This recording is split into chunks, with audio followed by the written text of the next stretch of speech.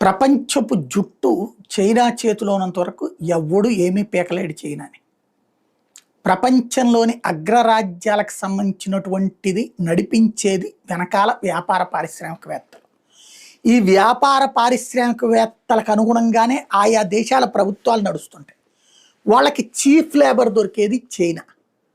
అలాగే technical knowledge ఉన్నటువంటి నైపుణ్యం కలిగినటువంటి వాళ్ళు దొరుకుతుంది చైనా.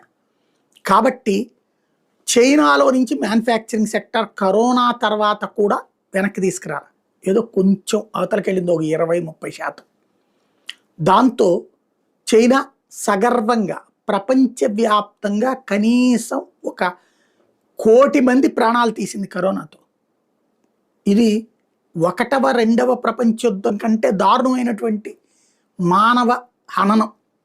అయినా సరే చైనాని ఏమీ పీకలేకపోయారు.